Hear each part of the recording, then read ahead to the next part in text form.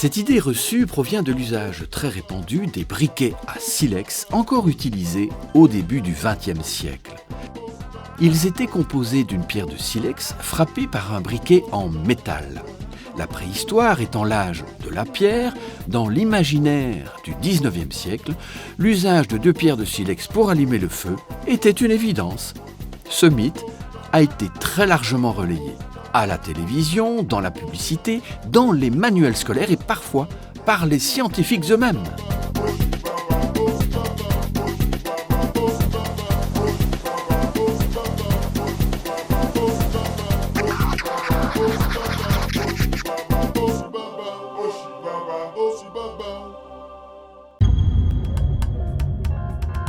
Deux silex pour faire du feu. Une simple expérimentation aurait permis de casser une mythe dès sa naissance. Si je prends 2 silex, que je les frappe l'un contre l'autre,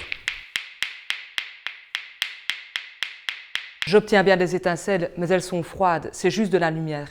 Sur certains sites archéologiques, des archéologues ont découvert de la marcassite. Ce minerai contient naturellement du fer et du soufre.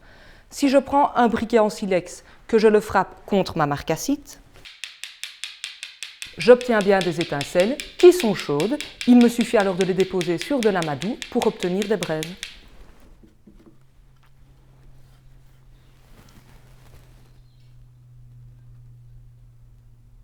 Je fais glisser cette braise dans un petit nid en paille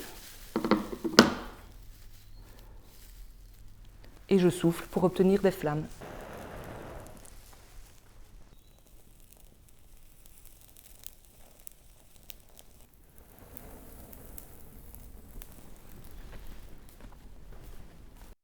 Comment des scientifiques ont-ils pu relayer cette idée fausse ? Même les scientifiques recopient des erreurs. En fait, un scientifique est spécialiste d'un domaine en particulier et quand il fait appel à d'autres scientifiques, d'autres données, eh bien, il n'est pas toujours à même de les remettre en question. Silex contre marcassite ou silex contre silex, il faut bien admettre que ça ne remet pas en cause toute la préhistoire. En fait, ici, les spécialistes remplacent une brique dans le mur de la connaissance, mais il pourrait un jour arriver qu'on reconstruise tout le mur de la connaissance de la préhistoire. Il est normal et important que les scientifiques aient le droit à l'erreur.